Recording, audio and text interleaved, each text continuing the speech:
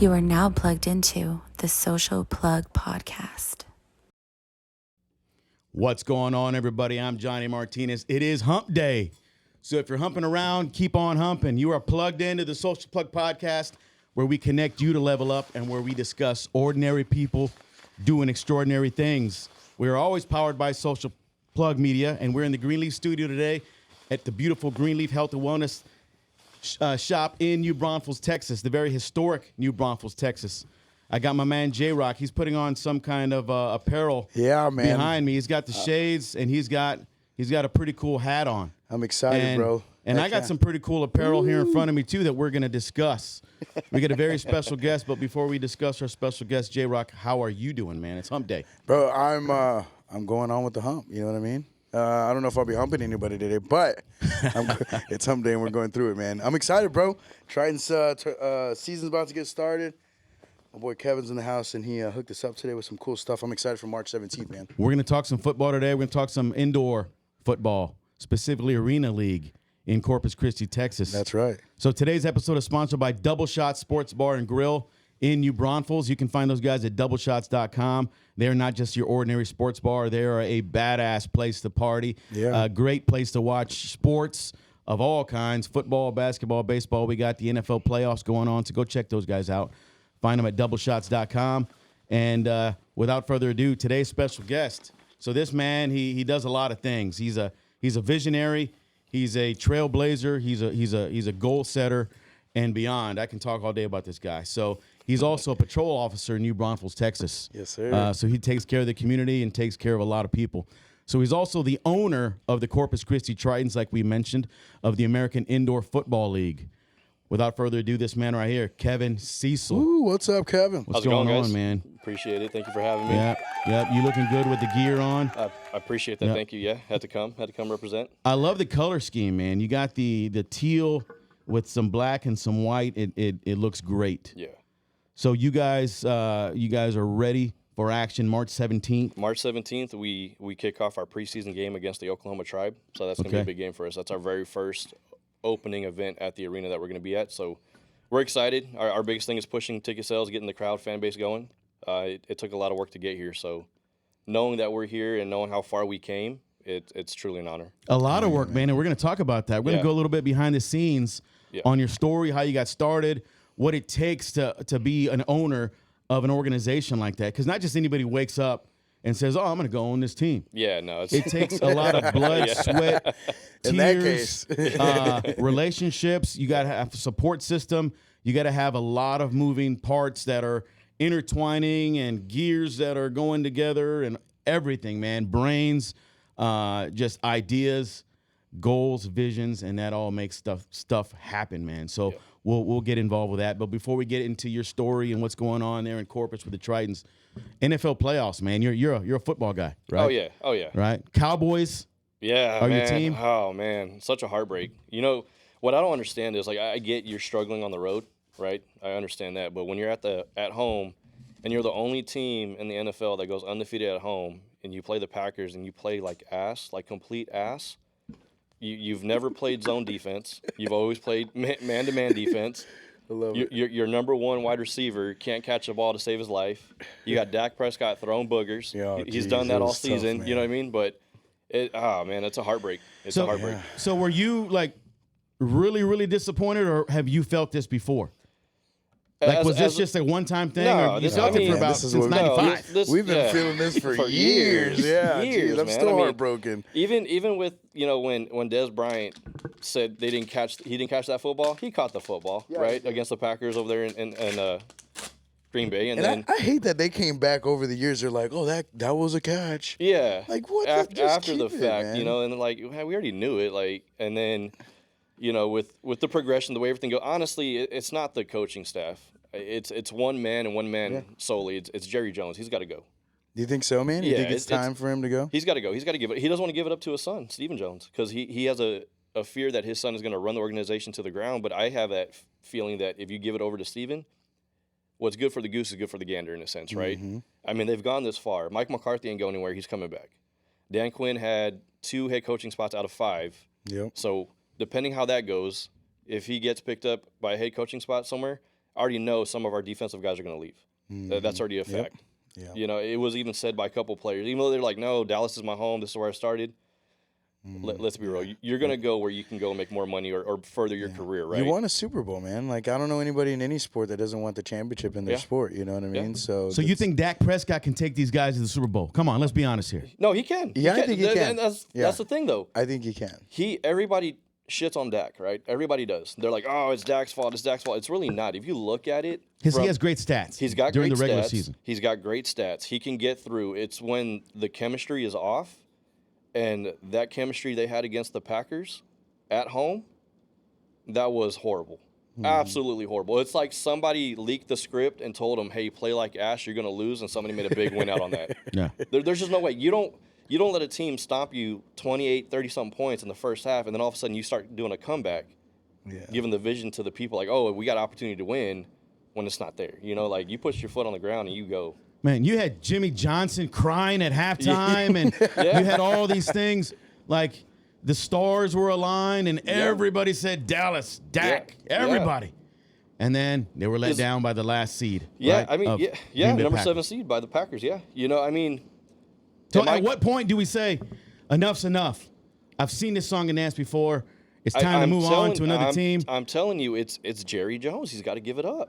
But he's got about another 20, 30 years of life. Yeah, but I mean. What is he, like 87 or something like he's that? up there. I mean, the thing is with him, you know, like he even said, he was like, man, this was an embarrassing, like, performance. But we all know how these games go half the time, man. A lot of the stuff is scripted. It's like with UFC, right? Yeah, like, it's all, even with wrestling, you know, wrestling scripted, you know. So they know.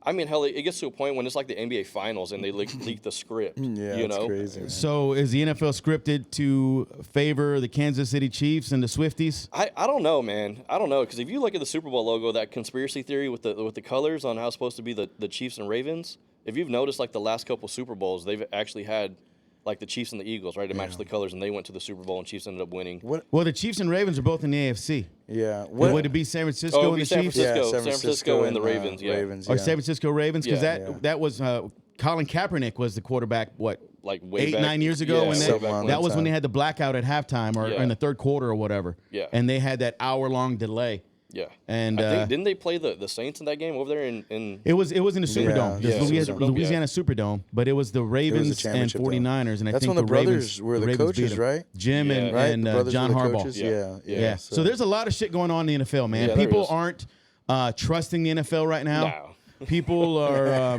like, you know what? Because now the conspiracy theories about the scripts and the refs, everybody's bitching about the refs, and people are getting tired of Taylor Swift and the Cowboys losing. Dak, is it Dak? Is it Jerry? Is it Stephen Jones? Is it Jimmy Johnson in the studio? Who knows? I mean, It might be Vince. Vince McMahon? Is that what you said? Hey, well, there's a joke going around in the wrestling world, like who's gonna live longer, Vince McMahon or Jerry Jones? So, but whoever dies, they were saying like whoever dies first, their company's gonna get taken over, so obviously over by their kids. But I mean, Vince already gave his up. So, I was about to say, he already gave his up. Vince gave his Well, up. let's take a poll.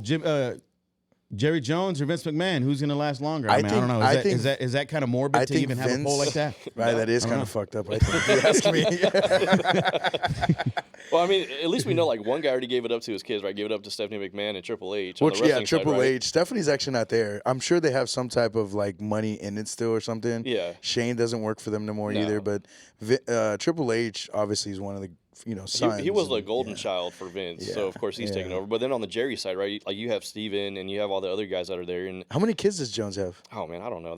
That press box that he's in or his suite is like packed with family. You can't even tell. I don't know. There's so many. I'm sure he's got 2 sons and a daughter or something like that. But I mean, he brings the whole family. Like, so when I went to the Eagles game, Cowboys-Eagles game, I didn't know this, but he actually flies in on a helicopter to get dropped off. What the hell? Yeah, they have their own personal helicopter that he gets flown into to get dropped off at the stadium. And then, like, if his family's not ready and he's ready to go, he'll tell the pilot, just take me there, come get them. That's going to be you, brother. Sure, I wish. That's going to be you I coming hope in so. a helicopter and That'd be nice. getting dropped off Hell yeah. by Let's go. Secret VIP Service special. and all kinds of stuff. And then maybe people be like, hey, Kevin Cecil, he's the reason why we win or he's the reason why we lose. I don't know. So, I hope I'm not the reason why we lose. so as we That's get into your right. story, we'll talk about those Yeah, things. We'll yeah. talk about how important the ownership and the leadership is of the team, the decision making, and all. There's so many variables there's a lot. that are involved. Not is a quarterback the most important part of the team? Is it the owner? Is it the offensive line? Who knows? Is it the janitors? I mean, there's so many. There's so many pieces. moving parts. Yeah, exactly. So many moving parts that go into that. Yeah, man. So real quick before we digress on this the NFL playoffs, who do you got in the Super Bowl? Oh man, you know what? I'm gonna go for the underdog. I would love to see the Lions. Yep. Lions would be nice. I don't care for anybody on the AFC side of it. I really don't care. That's just my thing. But I mean, if I had to choose, I would say Baltimore and the Lions. I'm tired of Kansas City. I'm tired of the whole Taylor Swift thing. I'm like, God, The man. Chiefs are the new Patriots. I mean, come on, Yeah. let's get Yeah, somebody they else in are. there. Yeah, That's a exactly, good way to put it. exactly. I mean, Definitely a good way to put Bill it. Belichick is out Yeah. after 20-something years with the Pats. I mean, you saw how that went for If him. we can only get Popovich in San Antonio to follow suit Oh, with man. either Yeah. resigning or getting fired, that'd be great. Man, That's a whole nother subject. That's a whole Yeah, other subject, God, bless his heart, Pop. Yeah, Bless your yeah. heart. But yeah, you got to go. It's time to hang it up. It takes a lot, man. Yeah. And the longevity. So you're in this for the long haul, correct? Oh yeah, yeah. So let's talk about your story, man. So you just didn't wake up and ended up on our podcast today. I mean, there's been, as we talked before, there's been a lot of planning, a lot of preparation. Yeah. So what the hell How did this all popped start? into right? your head to say, man, I wanna be part of an ownership of a indoor football league? Yeah, so it's crazy. So my buddies who started and owned it, the San Antonio Gunslingers, that are I believe in their 4th, if not 5th season. I was working the San Antonio Stock Show Rodeo as a part-time. I was doing a double. I got tired of staying out the elements, so I was like, hey, can I go down to the bowl, just kind of stay out of the elements, watch the entertainers, whatever. And like, yeah, go for it. So I met my buddy. My buddy's on there, Hector, and we got to talking. And I was like, hey man, how you doing with the arena stuff? I've seen your vision. I was like, man, that's badass. When are you gonna retire? We need to hang it up. He's like, man, hopefully in a couple of years, it goes great and we hang it up. I was like, oh, cool, man. He's like, what about you? What do you want to do? I was like, I don't know. Working for Bexar County Sheriff's Office back then, before I went to NBPD. At that time, we got to work the San Antonio Spurs games a lot.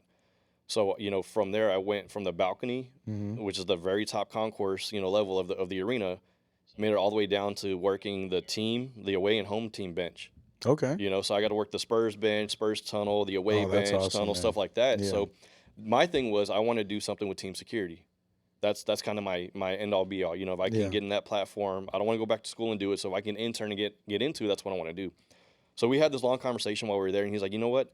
I got something for you. He's like, talk to your wife, think about it. And let's see just think about it, Entails, yeah. and we'll meet up in about a month. He's like, it's you have to think about this decision. You can't just jump in. It takes a lot. Hell yeah. And I'm already thinking to myself, I'm like, well, fuck, I already told you team security. Like, Yeah, what else? what else you want? What else is there that can be done? But it was cool. So I went home. I talked to the wife, and I told her what was up, and she's like, well, what does he want you to do? I'm like, I don't know. I don't know if it's front office stuff. I don't know if it's like team security. Yeah. I don't know. She's like, well, if it has to do anything with involving money, we can't do it because we don't have the money to invest. But if you have to invest your time, she's like, I know you like sports. That's your thing. She's like, so do it. Yeah. Go, do Oh, it. yeah. I'm like, okay, cool. So I hit up my buddy. That's a great wife. Yeah. Yeah, Oh, yeah. man. She's great support, man. Super supportive. The whole way through this whole journey, she's been like through the rut of it, and she's super supportive. So I got to give her kudos to that because if it wasn't for her, I wouldn't be doing what I'm doing. I mean, it's so stressful. Like, I have her help me make stuff. I ask her questions on how, like, certain things need to be done. Super, super supportive. Like, she's a champ, honestly. So, we got to talking. I went back to Hector, and at that point, he brought me in as a GM for a team that we were going to initially bring in Corpus. Well, then we had our downfall. With all businesses, you have your ups and downs. At that point, he asked me a couple months later, he's like, what do you want to do? And I told him, I was like, well, I'm not easy, all right? Like, I don't just get punched in the face and walk away from it. Like, I'm going to get back up and I'm going to fight for what we want. So he's like, well, what do you want? I was like, well, shit, let's continue bringing this team to Corpus. He's like, okay. He's like, well, here's the thing, man. He's like, you're the boss, then you're in charge. I'm like, hold up, wait, what?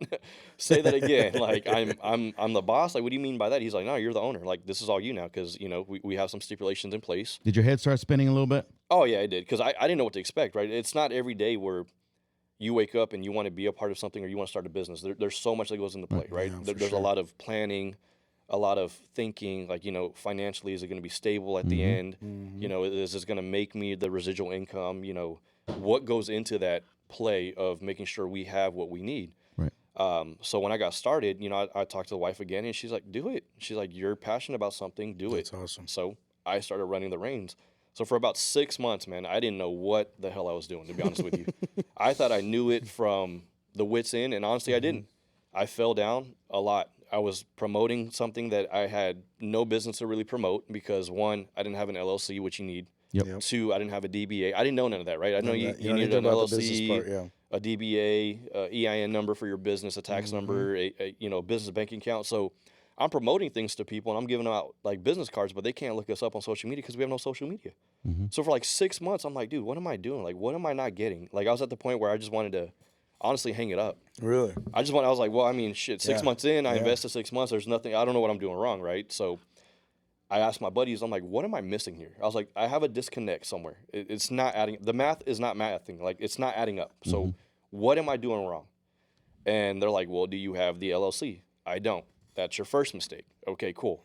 Once you figure out what that is, then you need to go file for it and work it that way. So once I had the LLC, figured out the DBA, figured out everything else I needed to come into play, then it was like, okay, now let's get social media up. So I made a Facebook profile of the Corpus Christi Tritons because I didn't want it tied to my personal page as a page. Right. Yeah. And then from there, I did the umbrella and opened up the actual Tritons Arena football page. So our main focus is the Tritons Arena football page. The profile is there just to be there, but our main focus is the actual page because the actual page is going to have everything from updates to season to everything that goes into it. So you talk about the finances, man. And when people think of ownership, they think of Jerry Jones, Yeah. all these Robert Kraft, all these billionaires that are already, Mark Cuban, that are already established in business. So that probably made your head spin too. Oh, right? yeah, a little yeah. bit. Because you're like, man, now I'm in, not up there with them NFL owners, but now you're part of ownership, Yeah. right? And the finances, that's a whirlwind of things, man. Oh, yeah. And so startup, and I'm thinking over here, you're going to start up a team. You're looking at millions of dollars just to start up. Yeah. But realistically, it's a little less. Yeah. It's you a got to little have less. investors. You got to have a partnership, and you got to have mentorship. And you kind of mentioned I reached out to these business guys that gave me mentorship, and you got to be a student. Oh, yeah. Because you don't know everything. No, absolutely not. But you got to be a student, and you got to take criticism well. And they're probably saying, bro, what the hell? You don't have anything. Yeah. You're not even a business entity, Yeah. right? How can you do anything without that? And Exactly. so just peeling back the onion of your journey, your head was just constantly probably hurting. You probably had a lot of stress on you. You had these timelines that you had to fulfill and make happen, and you're looking. I'm sure sometimes you lost sleep, and it feels like you're treading water. Yeah. And you're just like, man, just trying to gasp Yeah. for air. Oh, yeah. So you made some financial investments. Yes. And you made some more relationships and things Yes. like that. So it has been a journey. And you mentioned it's been 3 years in the making. Yeah, So you it's- start off March 17th for your inaugural kickoff. Yeah. But you've started this back in 2021, possibly? So I got in with the guys, I believe it was either 21 or 22. And then I actually officially started doing everything June 2022. So the time that I've been with the Gunslingers for a little bit to the time I'm doing this, I've invested a lot of time and money into it. So a lot of people say, how much does it cost to do a startup business, right? Usually you can go to those business places and get a business loan that can help you depending on like your credit and your financial stability. Well, in the arena world, it's any like sports profession, like once you start something, your name is etched in that book forever, right? Yeah. So you have to make sure that you do right by the book and you progress and you put a good product on the field. So when it came to the money things, just to do a startup, to a rough estimate between, it's like $500,000 to $800,000 just to roughly start an arena team, because you got to go from buying a new field, you have to go getting dasher pads, which are the hockey walls. You got to get the padding for that. You got to get the dasher walls. There's so much that goes into play, right? So you can't just rent this stuff out from a local company. You could, right? You could, but you'd be spending more money renting than you could buy. Just buy your own. Buy your own. But the benefit of it, though, is depending where you bring the football team at, if that arena already has a hockey team there, 9 times out of 10, the arena owns the hockey equipment. So, like, luckily for us going to the American Bank Center, they have the ice rays there, right? Okay. So they already have the hockey flooring, and they also have the walls. So for us, they're like, yeah, anything that's in the arena, it's exclusive to you guys to use. Y'all can use it. Oh, okay. Great. So all we had to do was buy a field, and then we had to buy the pads, right? So that saved you a little bit of cost. Yeah, exactly. Saved a little bit of money. Then you go to merchandise, and then you go to equipment, for helmets and shoulder pads. I mean, that's a pretty penny. I mean, this stuff ain't cheap. It's How much does a helmet cost? A Rydell helmet a Rydell helmet. For a Speed Flex, you're looking at probably $400. times how many Each? players are on your Yeah. Jeez. how So many let's- players are on your team? So we have about 40 guys going into camp, and that's what a lot of people don't know about arena football, right? So because you're playing in a smaller arena, you're like 50-yard fight, basically is what I call it.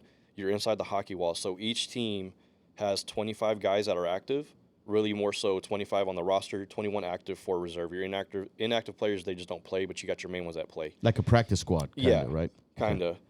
They'll still be there with the team. They'll practice with the team. You got your active roster, and then the coaches throughout the season can make changes, and you can get your time to shine and play. Like, you're on the team regardless. You just won't play for that one game. It's kind of like high school and college, where like you got your players that play, and then they just come in as substitute. But the difference is they won't be in a uniform, like in shoulders and pads and stuff like that. But these guys, they're quality football players. Oh yeah, They're not yeah. just some dude working at damn Walmart. No, so a lot of the Trying talent out. that we've picked up is prior, NFL experience, XFL, CFL, other arenas, college, stuff like that. So Are there any NFL players, former NFL players in the league that the average person might know who they are? Like Kurt Warner. We've all heard of Kurt Warner. Yeah, we all heard of Kurt Warner because his Yep. underdog story, how he got started with the Iowa Yep. Barnstormers and made it, and then Yep. his first year in the NFL made a championship run and took it. Yeah. So you will have some people may know NFL players, some may not. It just really depends on how you follow arena football, I guess I can say, because everybody follows different sports, and some people don't really know about arena football. Dude, it's fast. It is So fast. those of you that did not watch, just like he mentioned, now in the NFL, you see these guys, they're moving fast, trust me. But they look a little slow because they're, especially if you're Mahomes that has 13 seconds in the pocket just looking around, Tom Brady. But if you're an arena football quarterback, you got like 2 seconds to make a decision. From the snap, you got to be quick because it's a smaller field, and these guys, they're all on turf, and they're coming at you really, really fast. So your decision-making, and that's not just a quarterback. The receiver, you got to be everybody. faster. You got to Everybody. make your routes. The offensive line, defense, you just got to be fast. So would you agree it's way faster than any other sport? It's way faster. It's hard hits, high scoring games. So like when you sit up close to the walls, to like the hockey walls, and how they have the plexiglass, and you feel like the players going, the walls flex. Oh yeah. Well, the difference between that is there's no plexiglass. So if these guys catch a ball and go over, They're you better going pay over. attention. They're 'Cause gonna they're hit going over. Yeah, you're getting hit. It's a lot of man meat coming at you. You know what I mean? Oh, Like yeah. it's padding, it's muscle, it's 220 something pounds, if not more. It's a force of velocity coming right at you. Like So that's, if you're you gotta there brace eating yourself. your popcorn, you're just like, looking around, and then you get smacked by a damn Rydell helmet Yeah. or a football or something. Yeah. Yeah, that's your ass. Yeah, Yeah. you got to pay attention. Like, so put in perspective. So my daughter, when we were at the Gunslingers, we had the fuel suites, and she was watching the game, and we knew the way the walls were and the way they bowed and flexed. And I saw a player coming, and I told him, I was like, get my daughter from there because she's gonna get hit hard. And right when they took her off, the player went into the wall, and the wall flexed and hit my daughter in her hip. Oh, So she was in pain. So after the game was done, I went to our GM. I was like, give me one of those footballs. So I grabbed a football and I gave her to her. I was like, here, baby, you can have that. That's your game. You got game ball. injured. That's your game ball. You Right. keep that. That's your keepsake. So it's but going back to the whole operational side of things of it, man, I couldn't have done it if it wasn't for a great support system, which I got my wife to do it and my family. And then to, my business partners and mentors to, from them down to the operational sides for, Melina, I think she's watching, to, she's our public relations marketing manager. She's been real helpful. I was going to say drop names of your peeps, so the way it goes. So for me, I'm the chief executive officer. Then we have Jody Alvey, who also works for Bexar County Sheriff's Office. He's the chief operations officer. And then from there, we have our team president, who's Hector Garcia. We have our director of operations, Jason Torres. We have our marketing public relations, Melina. We have our director of corporate sales, April. We brought on 2 new girls, Michaela and Isabel. They basically are formulated to help anywhere possible between game day operations, ticket sales, marketing, sponsors, stuff like that. And then we have our coaching staff. So we have our head coach, Bradley Chavez. He's a big name down in Corpus. I mean, awesome. He went to play college, and then from college he got picked up to be at the practice squad for, I believe it was the Browns, before he got injured before OTAs, and then he got released. So then he did private workouts with the Panthers. That didn't come to fruition, so he went to the arena. Well, in the arena, he was a dog. Put up some numbers on receiving end, right? So he's a badass head coach. He knows what he wants. He's real strict. Like the way he is when we talk to him, he's real strict, real structured. And I told him, I was like, I'm going to let you build your staff. And then from there, we have our defensive coordinator, Johnny Anderson. He's been in the game for 20-something years. You know, from leading championship teams down in Mexico to arena defensive side. We have our defensive backs coach, Ruben Flowers. He was a hog for a DB when he played for the Corpus team back then. He was just a monster. So a lot of the formulation that comes to it is, you know, it's a lot of thought process going into who we pick, but we also have a board of directors, which comes from ownership, right? From the ownership down to the front office staff to making sure we get the people who are seek to fit there in that spot. And then from there, we let them go and, you know, we start doing tryouts. And I mean, honestly, man, it's been an honor. The heavy influx of players that want to come and shoot their shot. Hell, if we were an NFL team, I think we could bring, 110 guys to camp and then cut it down to a 53-man roster. But we're only allowed 40. And then from 40, you're cutting 15 guys. So there's no point to bring 80 to 100 guys and then cut, a fraction of that roster down. How many guys can play on your field at one time?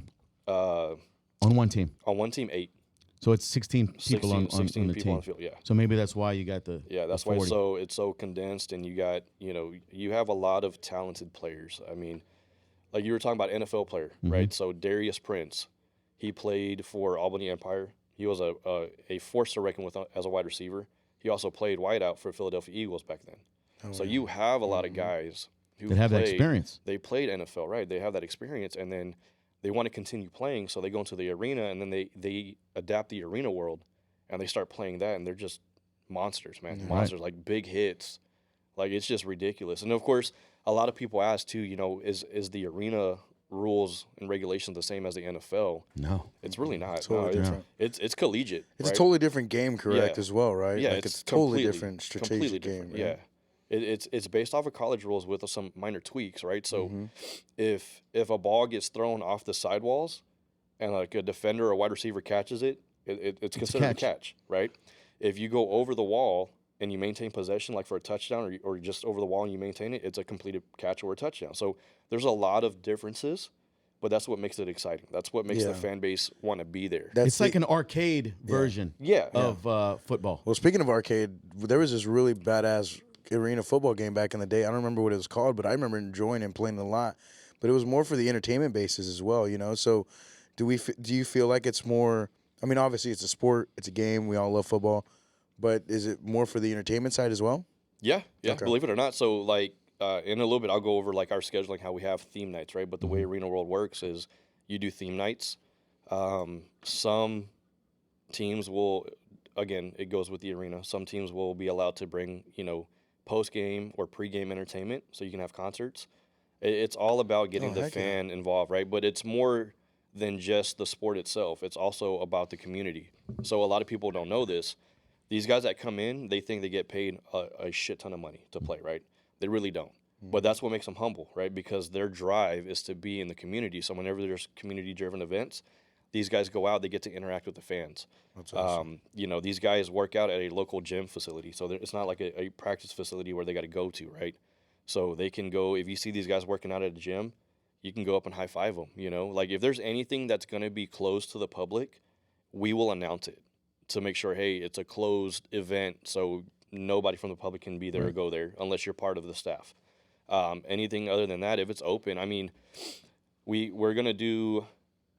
I think it's every other Sunday. I got to get with the guys, but I believe it's every other Sunday. Is like come play with the players at like Fun Trackers down there in Corpus, right? So when season kicks off and we're in our season and there's these guys have nothing to do and they go to Fun Trackers, it's like, hey, come out play with the players. You get autographs, pictures. You get to interact with these guys. I love that. It so much. Go ahead. Go ahead. It makes the community feel like they're part of the team. Yeah. That they are like really a part of it. Yeah. When you can interact with the players and they're out there high-fiving and stuff like that, because let's just be honest, a lot of these pro teams, they don't interact with the players. You see them and they go straight to the locker room, or they might stick around, sign some autographs or basketball or football, whatever. Oh, and that's the caveat to that too, right? So bringing that up, that's a good point.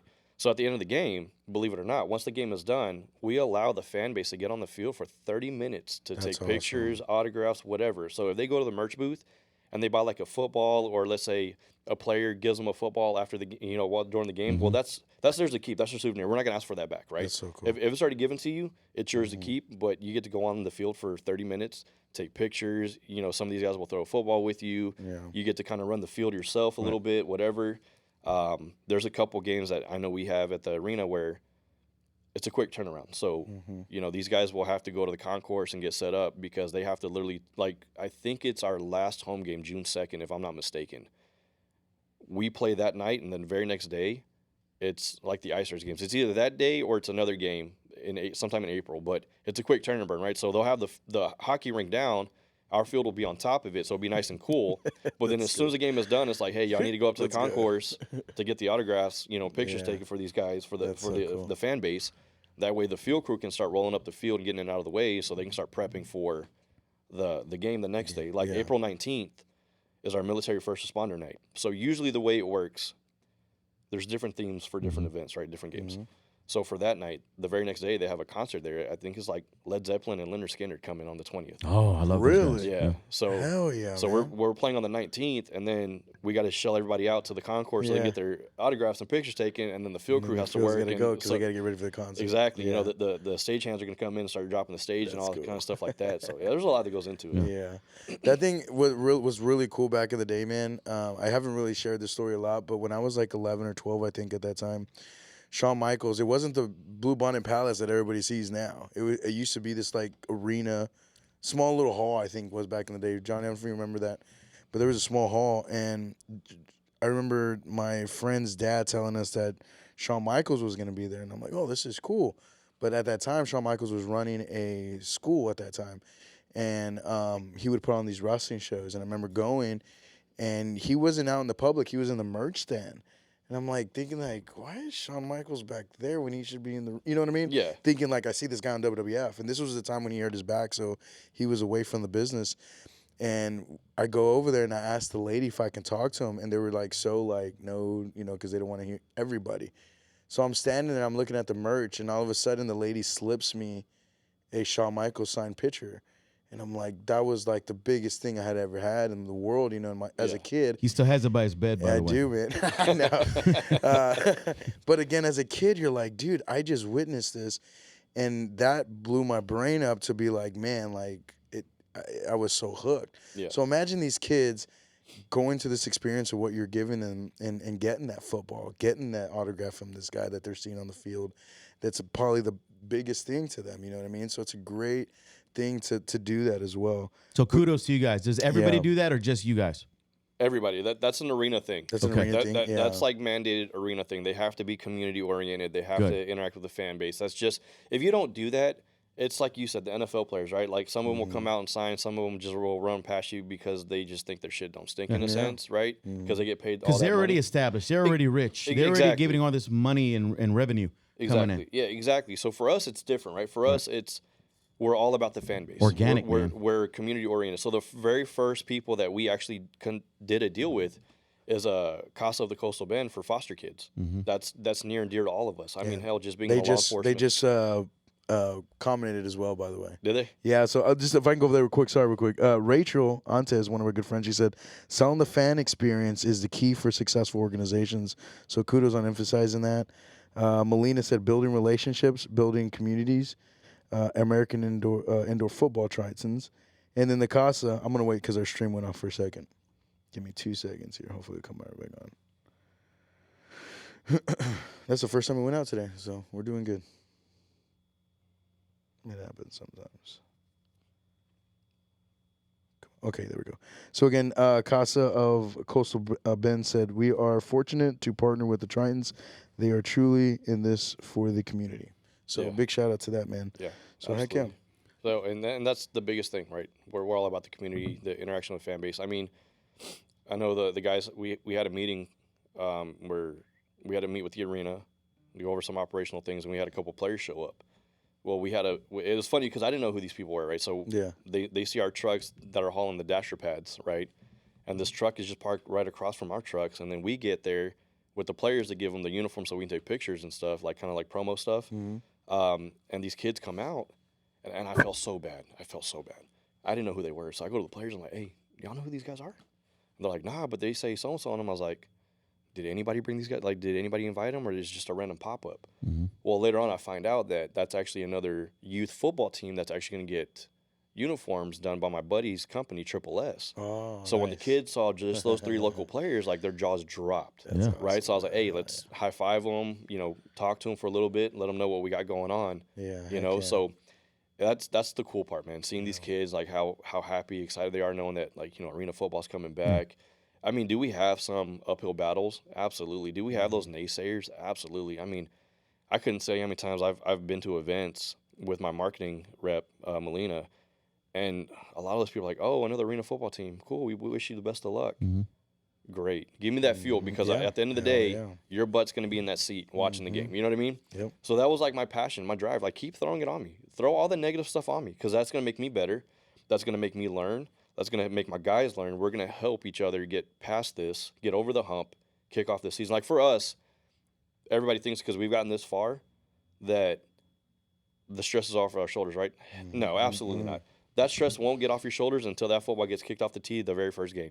Yep. At that point, everything you've worked for to that point is done. You're like, oh, I can relax. Where do you see yourself when that happens? Like, are you? I will be in a corner crying, to be honest with you.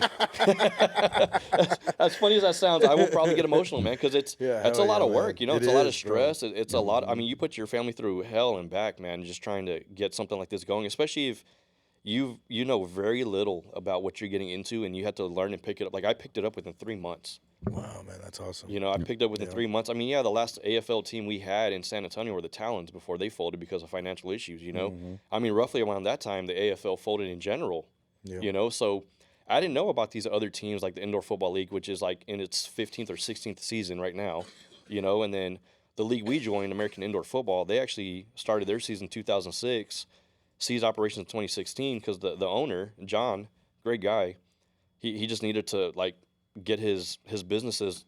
He wanted to retire, basically, right? So he had too many businesses. He's like, I got to sell some things. Yeah. Well, if you know the arena game and you're in it, whether you're a fan base and you see all the stuff that happens or stuff on the back end, a lot of the stuff on the back end that was coming through was, a lot of factors of why we went a different route. So the league that we wanted to join was the National Arena League. That was just financially a shit show, if I can say.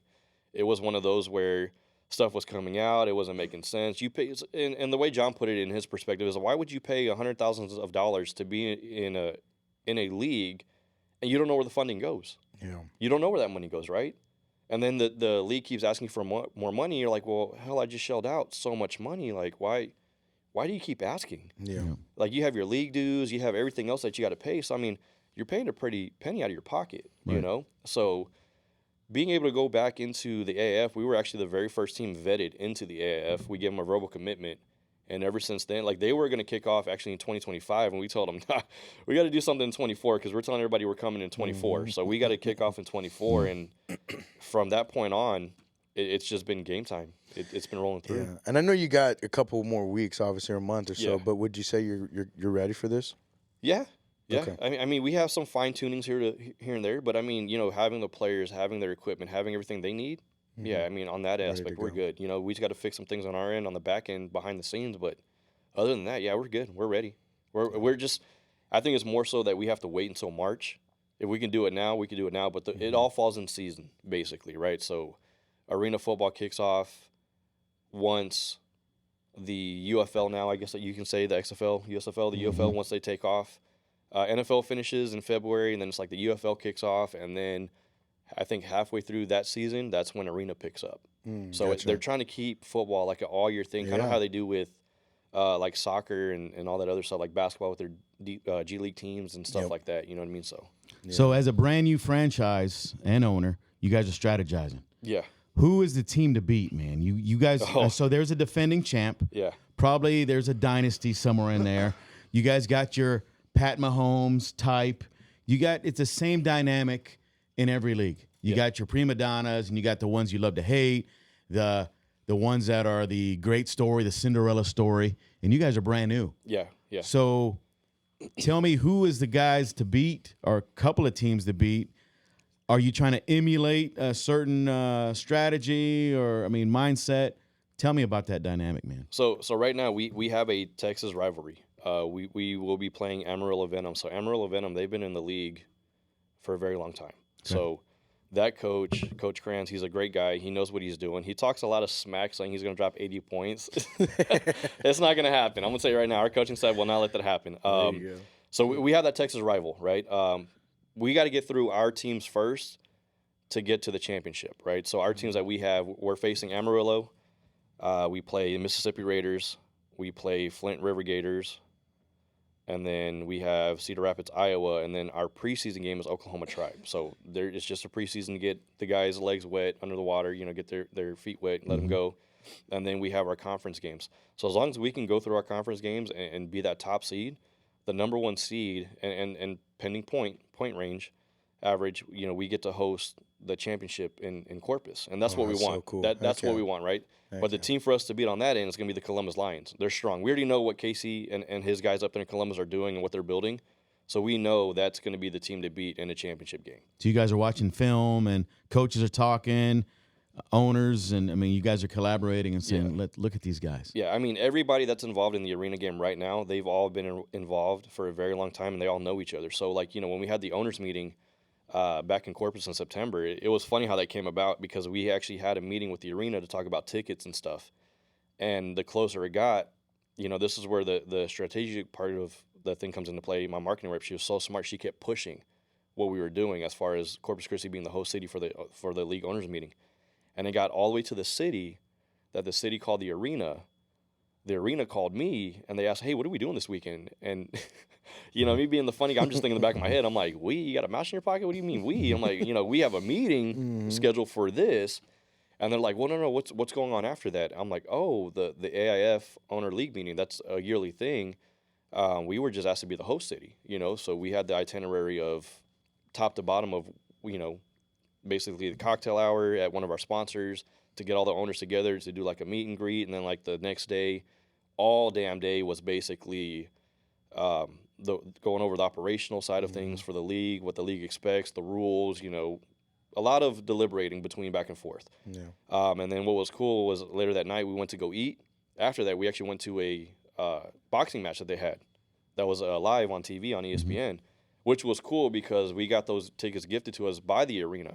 Oh, that's awesome. Right, so graciously for the arena, for that aspect, for the booking manager there, he was able to comp us some tickets. So hell, we had 15 people at that event That's to go awesome. watch a Heck boxing yeah. event, and all those guys, all the owners, and even the league, they were talking like, man, you definitely put, the city on the map. You definitely set the standard for the league. You got everybody buzzing and talking. Like even a lot of the owners for the other teams, like, damn, this is a nice arena. Yeah. Oh, I was like, yeah, well, you ain't coming into an easy route. Like you're not going to drop 80 points. I don't think that's going to happen, but it's going to be a Thunderdome. It's going to be a battle. It's going to be fun. I love that. You what's can't be an owner or even be in sports and not have a competitive mindset. Yeah. You got to be a shark. You got to be a bear, a beast, whatever you want to say. Yeah. And you want to see everybody as not really an enemy, but somebody that you're going to beat, like opposing, right? And everybody on your team from your staff, because you mentioned the whole staff, including the head coach, everybody's got to be in the same mindset, and you got to have that same competitive spirit because you're running a business, and the value you provide is winning, right? Because that's how you sell tickets, and that's how you get the motivation from the fans and all these things. So your product is the football, but your value is winning. And in order for you to keep getting the butts in the seats, you got to provide that value, Yeah. right? And the competitive spirit is the drive and the fuel that keeps you guys going, man. So my question is this: how important? Because we talked about relationships. How important is the relationship between you and the ownership and the head coach? Oh man, our relationship is great. I mean, when you see some owners when they come on, like for instance Jerry Jones, he doesn't talk solely about himself. It's never about him. It's about his team, right? It's about his organization, and that's how it is for me. Like from my guys to the head coach, we all have a great communication relationship. We all see eye to eye. When we have some conflicts, we're like, we'll find a solution to the problem. Let's fix this, right? And we fix it. And our head coach, he's one of those that he doesn't like to lose, and that's the way he was when he coached his high school football team. Like he basically brought them undefeated, right? Dang, so he doesn't like to lose. He's real competitive. Does he come in with his championship belt like J-Rock? I know. You got your belt. Let's see that belt. So J-Rock is the champion. It's right Royal there. Rumble week, bro. So we don't leave this bad boy. when J-Rock at home, goes to a dude. meeting, Hell yeah. he walks in like that, and everybody knows he's the champ, That's right? So does I think your coach needs one of those. I know. I'm gonna have to get one As made. well. I'm gonna have to get one made for him. Heck yeah. Hell yeah, man. So your coach walks in, everybody knows he's a winner, Yeah. and I think that sets the tone. Yeah, I mean, honestly, once we announced him as a head coach, I mean, God, dude, man, my personal phone wouldn't stop blowing up. I had to get a business phone.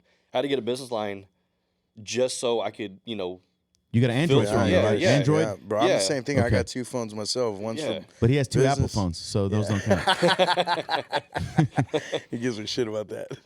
No, but it's tough, man. Yeah. You got to learn how to shut it off, Are egos part of the equation? I mean, that's got to be when you're in sports. You're you gotta be always able gonna to- have you're always gonna have the egos. I mean, you can just see it with like when we have our league meetings with the owners. It's funny, man. They're always talking all kinds of smack, and I just sit in the back and just laugh. I don't say much, right? Because every time we do these meetings, I'm always on patrol. Yeah.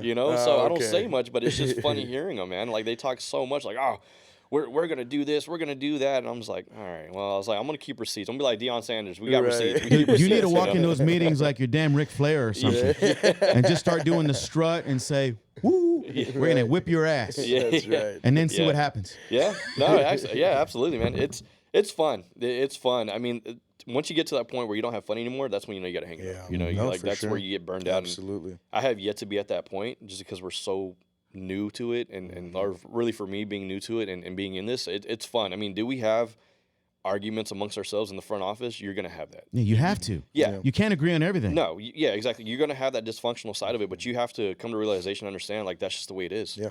That's only makes you stronger, makes you better as a whole, as a team, right? I always tell my guys, there's no I in team. It's a team effort. We all have to do this together to make this work. All right. So you, as a leader of the team, what is your strongest leadership trait? Whew, man, really being supportive of my guys, of what they want to do, right? And for them, I have to have a reason for it. I just can't say yes, we're gonna do it. Yeah. I have to know why. Yep. Right. So if they come to the table and they present something to me and I think it's beneficial for the team, because again, it's not benefiting me.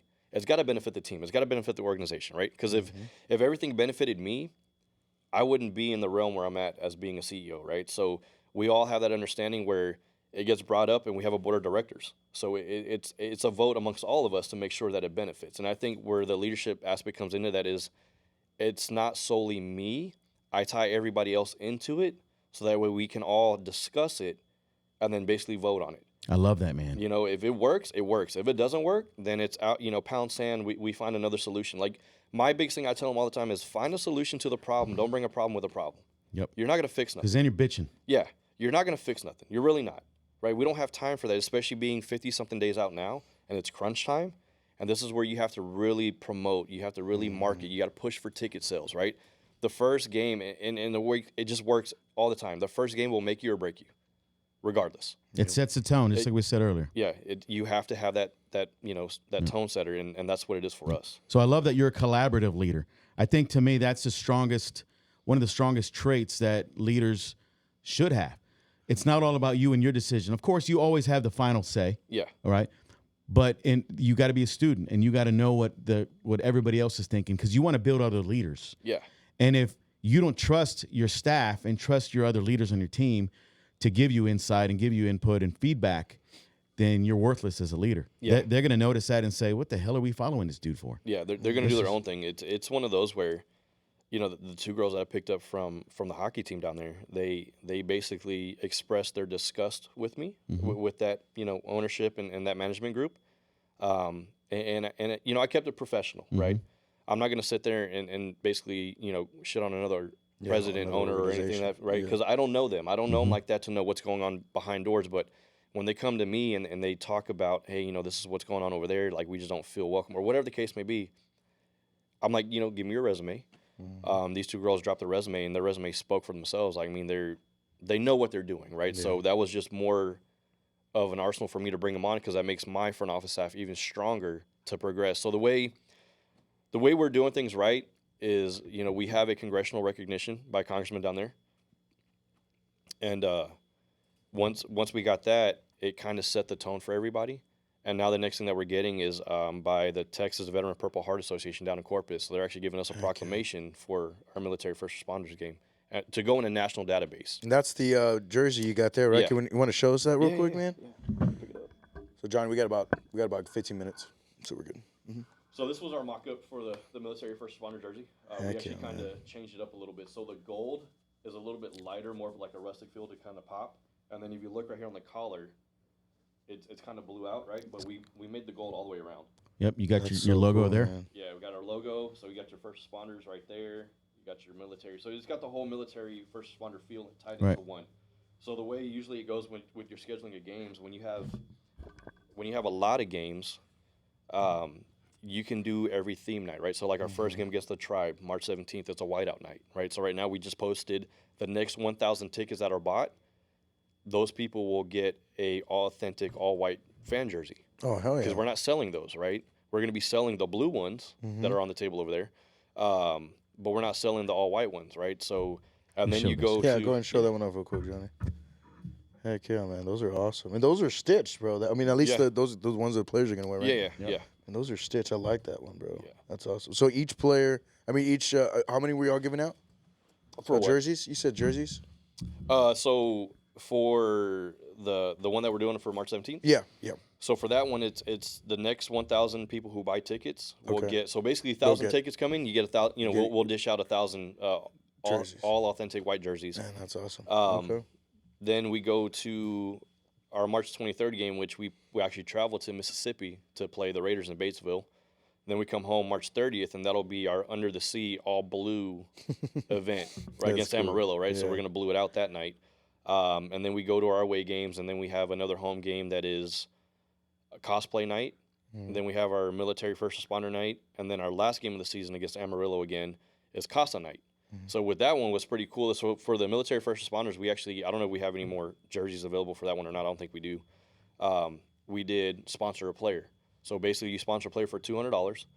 Your loved ones, the honoree's last name goes on the back of the jersey. That jersey will be worn by a player throughout the whole game. During halftime, we will actually do something on the Jumbotron to show that person, whether they served or currently serving, whatever the case may be, up on the Jumbotron, show them the recognition and thanks That's for awesome, their man. service. Oh, yeah. And this isn't just for military, because of our background being military first responder. We open it up to military and first responders. So we may get, firefighters, we may get police department, we may get the sheriffs, we may get the nursing staff, right? Once the game is done, we'll keep track of every player that wore that specific jersey.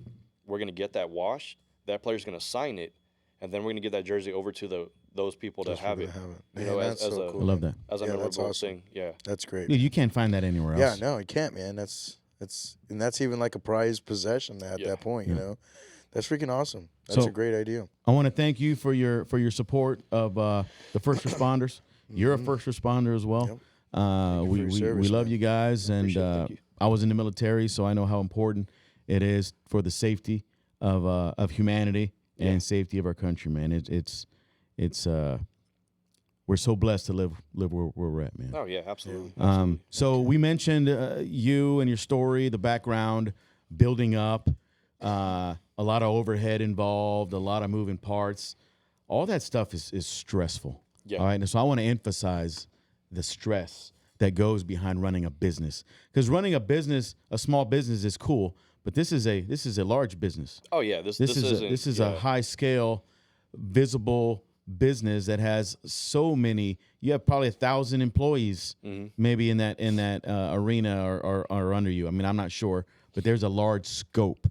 Yeah. So it's stressful on you.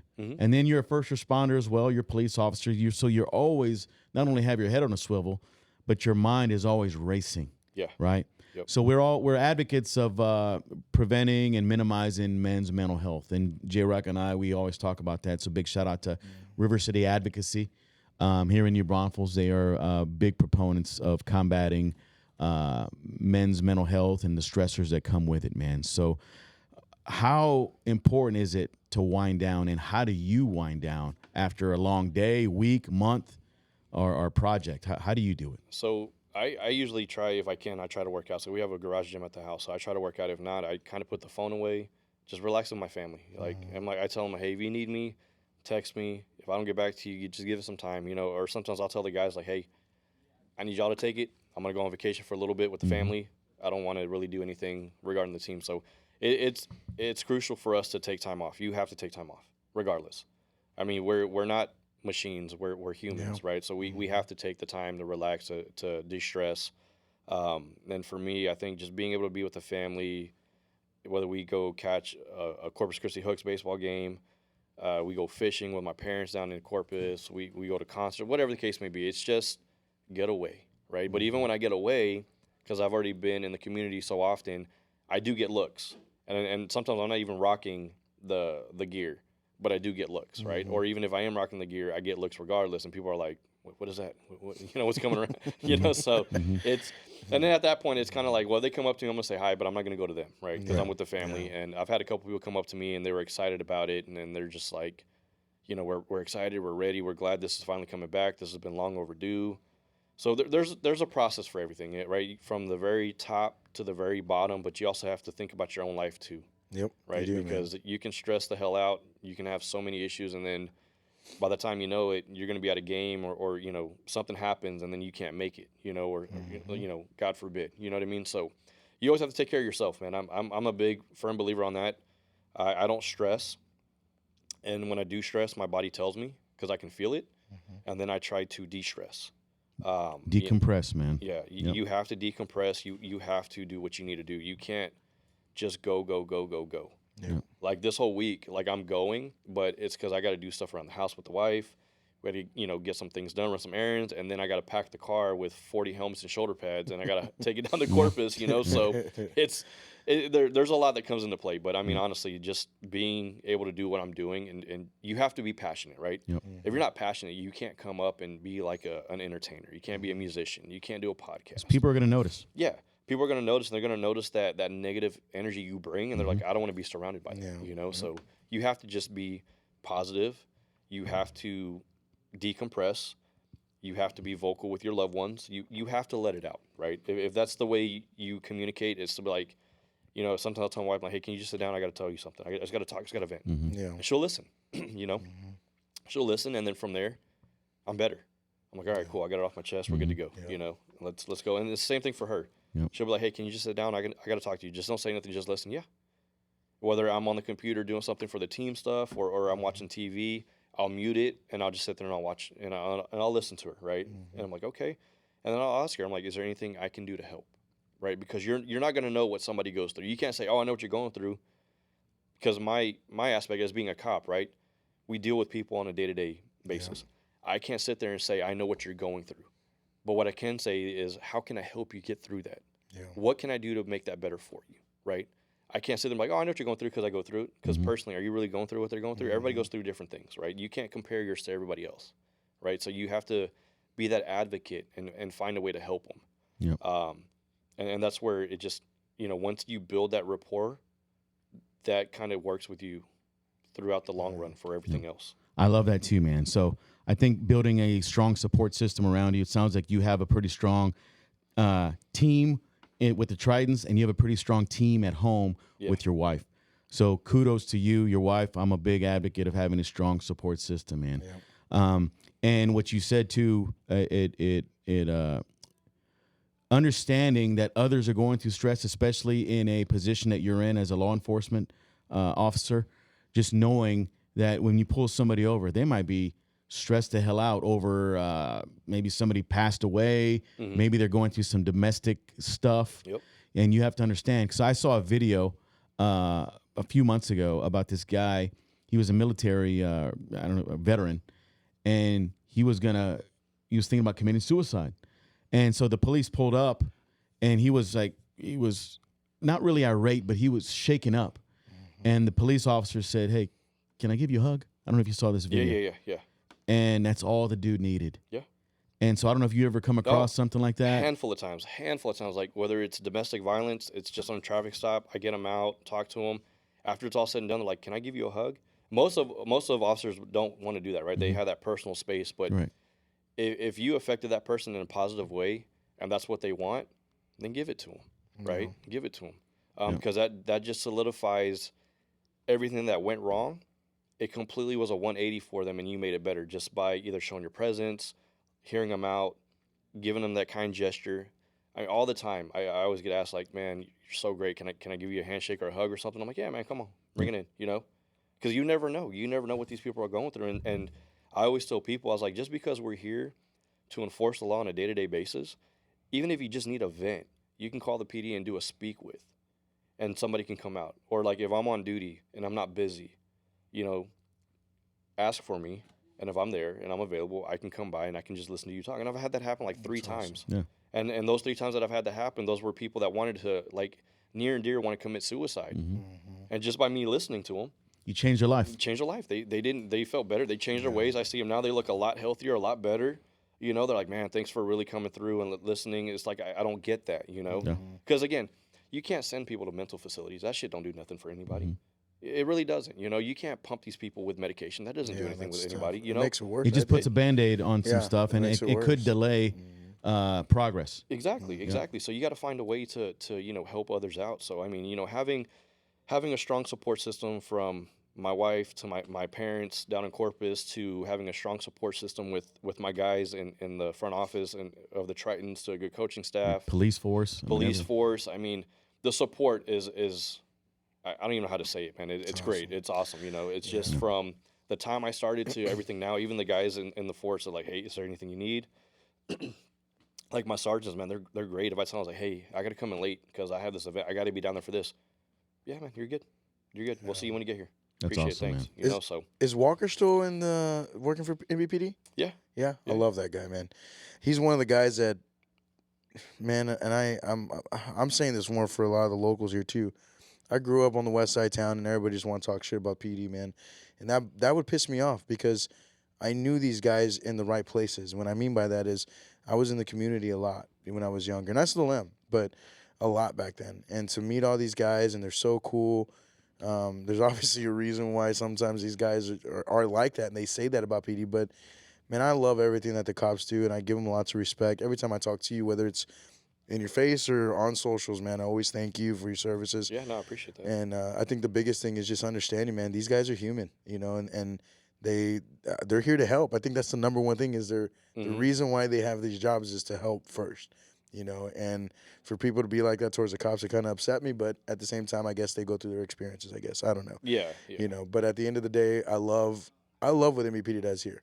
I've lived here all my life and had no bad things. I've had experiences. Don't get me wrong, but it doesn't change the way that I look at them. So, and I love everything that y'all do, man. So, it's good stuff. Thank you for making an impact in the lives of others, my friend. Heck yeah, appreciate man. it. Thank you. I just want to go over real quick. Melina was on here a lot, definitely responding. I love it. Rachel, I need to get you with Rachel. Rachel's a great lady. She helps out with a lot of the NFL, NBA, things like that. She goes focus group sales, schools, organizations, youth sports, etc. Sell with the fan experience, and we'll get lots of fans in the doors. Looking forward to checking you guys out. Good luck this season. Your wife, she says, as Kevin's wife, I make sure he takes breaks because if I don't, he will just keep going. Laugh out. He's always on the go. I told you, man. So always awesome, on the man. go. So having her, I'm telling you, she's a champ. She will literally sit there and tell me you need to take a break. I'm like, That's okay. awesome. She's like, stop for a little bit. Like, put a window there and just stop. I'm like, all right. And then you said her name was Rachel. Yeah, Rachel. She Antes. needs to get with my public marketing relations manager, Awesome, man. Melina. They can. Well, they're collab on tagged. that, They're so. up in here and tag. Melina's. She said, "Amen Solutions." equals solutions to complaining. Testosterone Mountain. That's when we're talking about how is it with everybody, Yeah. and in there Yeah. as owners and stuff too. So, and as a group working on this stuff. So, man, big kudos to you, man. I'm excited. I will be there March 17th. Kevin and I know we're bringing a couple guys out with us to come watch the game, but my biggest thing is to capture the experience and exactly what we're doing now. Tell the story of what's going on out there. Yeah. How the football team does, or whatever I can do to show that fan experience. I'm Yeah. so excited for March 17th. I'll get you a couple of media passes, so when Heck you guys yeah. go down there, you guys can do like your own little fan experience type of, interact with the fans. Hey, how are you liking it? You're gonna Yeah. get some kudos. You're gonna get some naysayers. It's the nature of the beast, man. Yeah, It's the nature of the animal, but that's what gets you going, right? Heck yeah. You got to take it all into perspective. You got to be like, how can I be different? How can I be that trendsetter? Mm-hmm. And I mean, That's just from everything, man. From the household support to the team support to the work support to pushing out awesome merchandise. From hats to uniforms. I mean, we get the city's buzzing. The city's it talking. is. Whether we don't know it physically, whether they're talking on social media or if they're talking, behind our, we don't know, but we know for a fact we set that trend. Like now, I know today, I don't know when, but we got a player. He's going to be talking with K3 News down there in Corpus Christi. Nice. Doing an interview how he grew up in the foster system and made his name to being arena. You know what I mean? That's awesome. So. Yeah. Then you got Anthony Silva over there Yeah. tof man, rocking it out too, man. So Yeah, I'm loving yeah. him. Oh, Love man. that he's putting a lot of stuff out there too. Oh man, it's funny. So with Anthony, right? Small world. When we were watching one of your shows that you were doing with Remy and the guys, he was like, "I didn't know you know J-Rocks." I was like, "Yeah, man, I know him." I was like, "I used to, work security at NBU and this, that, and the other." He's like, "Yeah." So we started going back and forth. Believe it or not, Anthony is going to be our mascot. Your mascot, right, Yeah. man? Shout out Anthony, man. I'm excited for you. Yeah. He loves that stuff. So yeah. And Anthony's it all has to do with the kids. radio.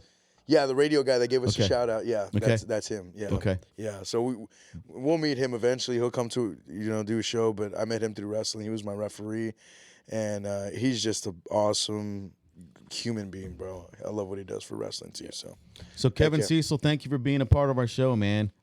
This is a live version, so these things aren't easy. Yeah. But we made it happen. I mean, this is just great conversation. That's all we do: storytell and highlight and promote people who are kicking butt in the community and beyond. Ordinary people doing extraordinary things. So you are doing extraordinary things, my man. Appreciate that. Thank you. man. Thank you guys. So where else can we find you besides here on our podcast today? So you can find us on Facebook. So we have two Facebook pages. So one is a Corpus Christi Tritons profile, and then we have our Tritons Arena football page.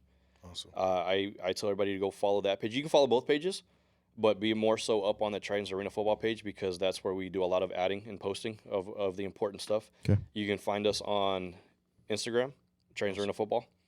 You can also find us on what's that one, the Threads now that came out? Threads, yeah. Threads. Are you on TikTok? Yeah. We're not on TikTok just yet, but we're working on that. We're going to be working on our YouTube stuff as well. Gotcha. Because a lot of these games, believe it or not, people ask like, hey, how can we watch these games? Because these things don't get streamed televised, right? Yeah. So a lot of all the games are on YouTube. Awesome. And then depending on the city that you play in, if you work out a deal with the local news channel, which I'm going to try to do here soon, you can throw something out on like the terrestrial channels, like CW35 or whatever, something like that, to where they can watch there too. So there's a lot. I mean, I tell people to follow us on Facebook because that's where we kind of primarily post the most. Mainly active. And then, I'll start taking what we post from there and I'll start putting it into Instagram as well, so it kind of keep up to date. You can go to our website, TritonsArenaFootball.com. That's going to be up to date with everything too, as far as news. When we don't have our staff just up there just yet. We're hoping to have our pictures up there by the end of this week. That way, everybody can see ownership aspect down to the front office to the field. Heck yeah. We have about 40 guys, I want to say, on training camp right now. So if you guys want to know who those players are, go to the AIF-proindoorfootball.com. They keep track of all the transactions for all the teams as far as players come and go. That's awesome. So we're excited, man. We're excited. That's good, man. I want to give a big shout out to everybody watching today. Yeah, heck yeah. It's hump day, it's Wednesday, and it's about noon. And I don't know where you're at, but you're taking the time out to be here with us. So that's awesome as well. Like I said earlier, today's episode is sponsored by Double Shot Sports Bar and Grill in New Braunfels. You can find them here in New Braunfels at Fry Height Village and also at doubleshots.com. You can find us on YouTube, on Instagram, on TikTok, and on Facebook. and also at socialplugmedia.net.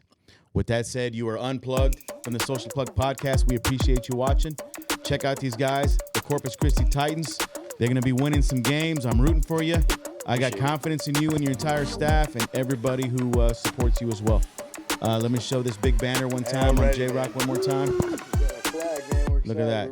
He's got his banner. He's ready. Corpus Christi Tritons right there. Poseidon. All right. Guys, we love you, and we'll talk to you soon.